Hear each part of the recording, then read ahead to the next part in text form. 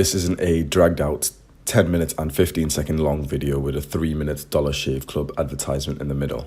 This is my practical guide for guys who want real advice from someone who's been through this journey.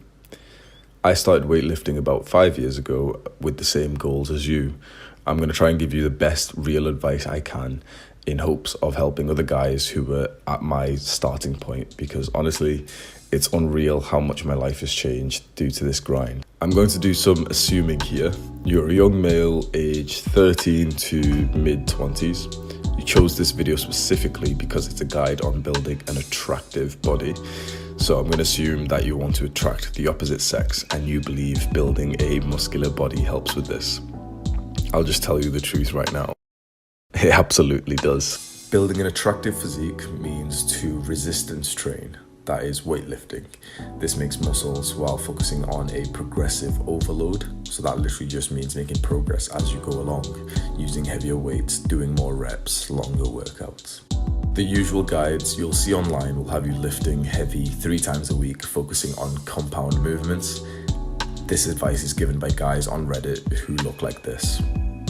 Take this advice if you do not want to look attractive. Here is what I call the hierarchy of attractive muscle groups. Just quickly, I said this was going to be a no bullshit guide, so I'm going to follow that. I'm not going to go in depth with the particular exercises you should be using to grow these particular muscles. There's literally millions of videos out there that will already tell you this. My advice is to find a credible source of information, such as a scientific research-based YouTuber, and look up their guides on the particular muscle you're looking into. So starting from number 1, abs, the abdominal muscles. This is what symbolizes the Greek gods. The importance of abs in terms of attractiveness is huge. Every single person you meet will know what developed abs look like. Every single person watching this video has probably tried getting a six-pack when they were younger as well. A quick tip here, do a lot more focus on the lower abs. The upper 4-pack is generally built quite well through a normal weightlifting program, but the lower set underdeveloped, and that's the one that really fine-tunes the physique to make it look more attractive.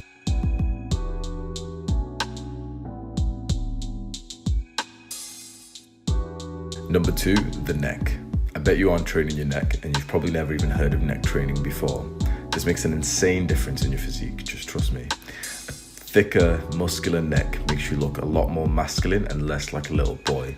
The neck is a body part that is pretty much always visible no matter what type of clothing you wear, so it's important to develop this. Don't be like those bodybuilders who will train for years and never do anything directly for the neck, because getting a developed body which is grown in size and your neck is still the same size makes you look really strange. So I'll place a picture here where you can see a bodybuilder who hasn't trained his neck. The guy's jacked, but if we just can see his neck and his face, he'll look like a skinny boy. Then I'll uncrop his body and you can see how big he is. But if you were just able to see his face, you wouldn't have realized that he put in probably 10 years into the gym. Just because he didn't train neck, you couldn't even see that dedication. It's crazy. Number 3, the delts. So shoulders, specifically the lateral delts. Lateral just means side, so this literally just means the side of your shoulder. You train this by doing lateral raises with light weight, and you'll see a difference in your physique within seconds when you've got a pump. It really is that simple. This muscle is insane. It makes you look wider and your waist slimmer in comparison. Other parts of your shoulder muscle like the traps, the front delts and the rear delts are really important as well, but I believe the lateral delts should be a much bigger priority. Number 4, arms, including forearms. Just like the neck, this is a body part that is generally always visible, so any progress you make here will be very obvious to others. It makes it quite valuable to train. Forearms in particular add that fine-tune effect I talked about with the lower abs. If your forearms are undeveloped, it really does make your physique look strange and uneven. Back and legs. I've put these at the lowest hierarchy. Don't get me wrong, don't skip these days and don't not train them. I still train back and legs twice a week and I hit them hard and make progress on them. However, I feel like these muscles generally round off your physique, so it doesn't really look weird if they're undeveloped. But there's certainly other muscles that should be a much higher priority if you're focusing on aesthetics, building an attractive body. No girl has ever said that she's attracted to you because you've got massive quads or calves. Diet. You can get into this to optimize your performance in the gym, but generally a lot of people get off put due to the diet changes most guides will tell you. It will absolutely benefit you to track your macronutrients and weigh out every single gram of food that you eat, but honestly, the majority of people will never do this. It is quite a lot of effort. So here's my quick advice that I think will be valuable in this journey. You want to be building as much muscle as possible without putting on too much fat. So always try to be lean bulking. That pretty much just means to eat slightly more than you do now. The equivalent of 2 slices of toast on top of what you generally eat will cause you to gain around half a pound a week. The majority of that weight will be muscle if you're training hard and you're quite new to the gym as well. You can still eat quite healthy with high protein and enjoy snacks and meals out whenever you want. I've made a video talking about my awful diet where through my 5-year transformation I ate junk food pretty much every day, but I still made pretty good progress. You can't out-train a bad diet. False. You can't out-train a bad diet. I can. So this is how I've been eating junk food every single night. It really can be done, so don't think that to build an attractive body you need to just eat chicken and rice and broccoli and you can't ever have a burger. Put it this way, I go to McDonald's most days and I'm pretty muscular. This food isn't going to make you fat. Eating too much of any food, including healthy food like vegetables, will cause you to gain fat. Even if you don't want to get into the diet too much, you can't be bothered with tracking and weighing your food, I'd still recommend just getting some knowledge on this topic. If you can just go and learn a few things about this, I really do think it'll stick with you for life. Just go and learn what calories are, how they work, what a calorie maintenance level means, what a calorie deficit and calorie surplus means, macronutrients. Learn that all foods consist of protein, fats and carbs. This type of knowledge just opens up your mind. You learn that there's no such thing as bad food and that you can eat pretty much whatever you want as long as you keep the sort of macronutrient levels generally fine. All right, you've heard the advice, you have the knowledge. What if you just can't be bothered? I'm a pretty lazy guy myself, and that's why I always try to revolve my videos around real average people, because this advice is just useless if you can't be asked going to the gym. I made a separate video on how to go about this journey if you're quite a lazy person like me. Exercise is like oatmeal.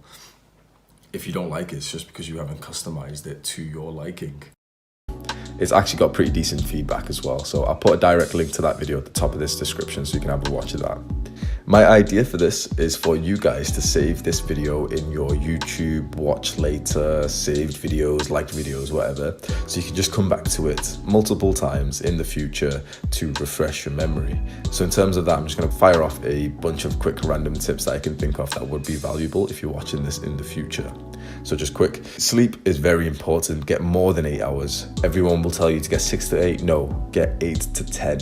If you're working out, you need longer. There's no such thing as overtraining, it's under recovering. So if you can only sleep a certain amount of hours at night time and you have to wake up at 6 or 7 for work or for school, that's fine. You'll only get 6-7 hours. But when you come back, there's nothing stopping you from just having a half an hour, 20-minute nap and doing that twice. And studies say that that's actually pretty healthy for you as well. And in terms of supplements, creatine, protein powder, vitamin D, zinc. There's some other ones that you can take. A lot of them are just waste money. Any kind of supplement you're getting should be very cheap, a couple of pounds each.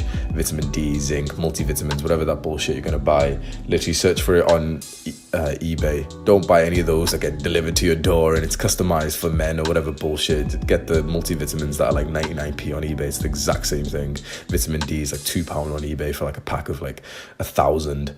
Zinc is like £4 for like a pack of 100, something like that. Creatine is like £10 and it'll last you 6 months.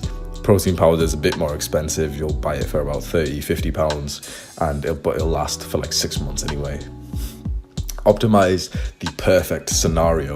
So the video that I've linked at the top of the description, I went into this with better detail, but there's always a perfect particular scenario that you'll have a great exercise session in.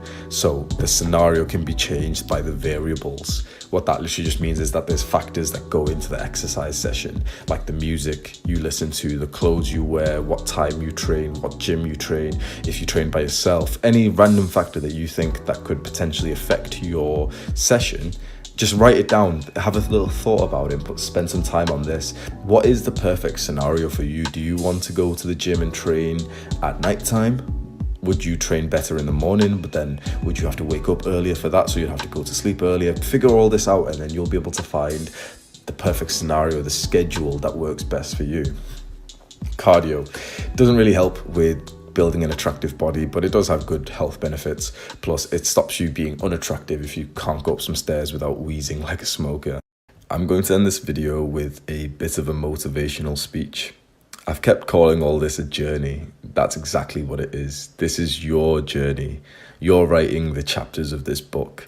Make sure when you look back, you'll feel proud of the effort you're putting in. We all wish we could be teleported back in time and slap some sense into our younger selves and tell them to work harder.